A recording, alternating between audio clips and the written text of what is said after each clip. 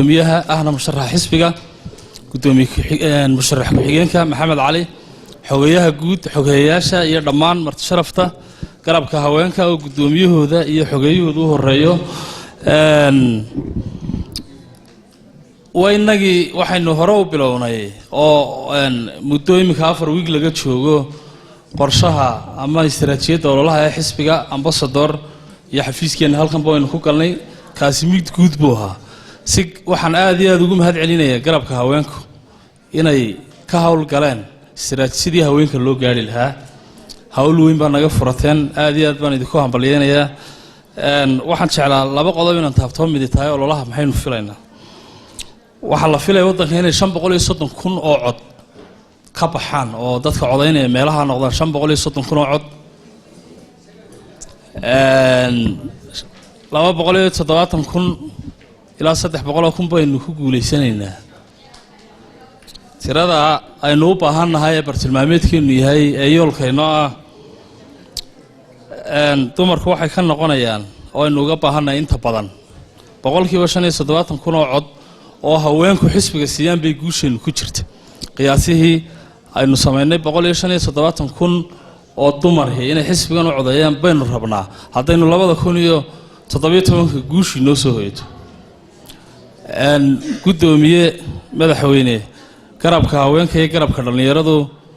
waa garbaha keeni kara guusha ama guuldarrada waxaa loo baahan yahay muddada doorashada ka hadhay inay safka hore waxa la wixii aynu awoodeyn u sameyn karno waxaynu u fududeyn karno in loo sameeyo oo maadaama dumarka yihiin dadka ugu badan ee codeeya maadaama dhalinyaradu ugu badan ee codeeya 9 bilood ee soo socda xisbigu dhamaantii waa garab olole weeyi labada garab ee dhalinyarada iyo haweenkana waxaanu uga baahannahay inay safka hore ka ciyaaraan si gaar ah iyadoo xisbiga oo dhani ka ciyaari doono 570,000 ee cod aynu dumarka uga baahannahay garabka haweenka waxa uu yaala laba daood baynu u kala qaybinay daada u dhaxaysa 15 jir sharciyan 16 baa codeyn kara 16 jir ilaa 25 jir 70,000 cod baynu uga baahannahay 25 jir ilaa 50 jir dumarkaana waxaynu uga baahannahay 108,000 cod waxa la idinka rabaa dumarow waa ayo dumarkaasi مثلا daada hore 16 jir ilaa 25 jir waxay u badan yihiin hablaha jaamacadaha ku jira gashaantimaha wali guursan waxaanu idinka rabnaa inaad noo sheegtaan sidii loo gaari lahaa halkay joogeen meel kasta waynu gelaynaa hadday aroos tahay hadday sariimada tahay hadday suuqa tahay iyo hadday afartan baxyada iyo aroosyada kala tahay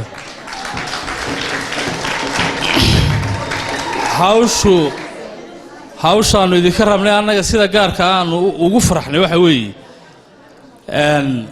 doctor Radwaanna inuu joogay baan malaynayaa la taliyihii idinka cidaan haynoo sheegi karta halka dumarka laga helayo iyo sida loo gaarayo iyo afka lagula hadlayo oo aan idinka hayno cid anagu ma sheegi karno markaanu wadnay qorshaha guud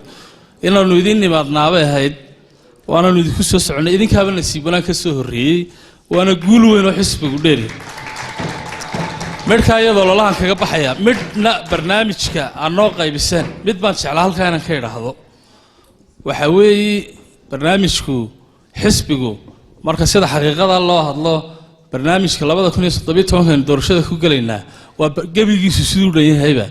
waa barnaamij haweenka u dana ma aha qayba kuma laha dumarka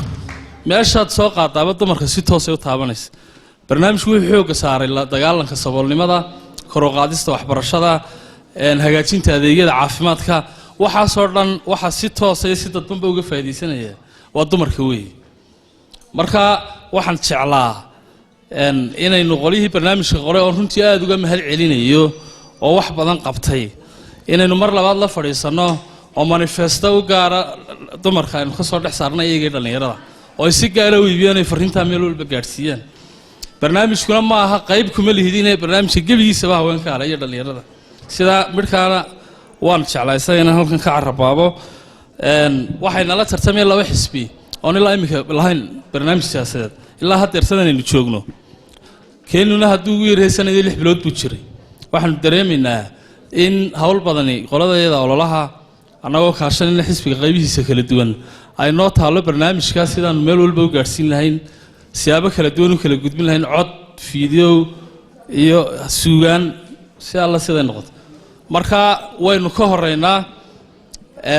xisbiyada kale ilaa imika axsaabteena la tartamaysa barnaamij siyaasadeed oo aan ahayn tolaay iyo reerka igu doorta ma jiro guul bay noo tahay taa macnaheedu maaha inaynu isdhiganaynu seexanno maaha diyaargarowga hore guusha qayb buu runtii ka yahay qodobka u dambeeya ee aan hadalkayga ku soo gabagabaynaya waxa weeye xisbiga wadani haddaa ogtihiin taariikhdeenna waa xisbi revolutionary ama isbeddel taariikhda aan horey loo arag wada matalan inuu garab dhalinyaro oo madax bannaan yeesho inuu garab haween oo madax bannaan yeesho taariikhda dib u raaca haddaa ka soo heshaan xisbiyadii soomaalidu lahayd mid leh ya waxa weeye waan idin challenge garaynaya marka ololaheenna kow waxa ka in dumarku ay leeyihiin garab madax bannaan oo xisbiga wadani leeyahay xisbi kale oo leh soo hela ma laha idinkaa go-aankiinoo madax bannaan sharci hoosaadka iyo xeer hoosaadka xisbiga awoodo fara badan buu idin siiyey taasi waxay muujinaysaa inuu xisbigu diyaar u yahay inuu dumarka wax badan uga ogol yahay talada iyo sida waddanku u soconayo xisbigana waxaad u arkaysaan xisbi haweenka iyo dhallinyaradu leeyihiin axsaabta inaga soo horjeeda waa la magacaabaa haweenka laakiin idinkaa isdoortay marka garabkiina laftiisa ayaa waxa ay tahay inaad dumarka u sheegtaan oo aynu ku iibgelayno marka laga yimaado barnaamijku intaa markaan ku soo koobo annagu qorshihayagii waanu wadnaa guddoomiyaha waanu is aragnay kolley berritan waa ballansannahay 3 waji baanu guud ahaan u kala jabin doonaa ilaa bisha May dabayaaqadeeda inta ka horeysa mishiinkii ololaha ee wadi lahaa xafiiska dhismihii kooxihii ololaha ee 23 degmo doorasho tababarkoodii ayaynu ku jiraynaa wixii ka dambeeyay May ilaa Octoberna ololaha aynu wadaynaa bishii Ramadaan ee barakaysnayd ba ku jirta oo iyaduna fursad u ah inaynu khayr iyo olole labadaba helno halkaana hal abuur baa la idinka rabaa sidii aynu bisha Ramadaan khayrna u shaqaysan lahayn ololana dadka u gaadh lahayn iyadana xisaabtaad ku darsanaysa wajiga saddexaad waa bisha u dambaysa ama 4 wiiga u dambeeya oo iyaga aynu ka shaqayn doonno inaynu xaqiijino in dadkeena taageersanayno codaynaya u soo baxaan doorashada maalinta doorashadu sideeda istiraatiijiyad gaar ah oo la mid ah istiraatiijiyadda ololaha ama ka culusba u tahay marka 4 wiiga u dambeeyaynu ka shaqayn doonaa 3 waji baanu kala qaybinay kolley garabka wada shaqayn dhow baanu yeelan doonaa aad iyo aad baa mahadsantihiin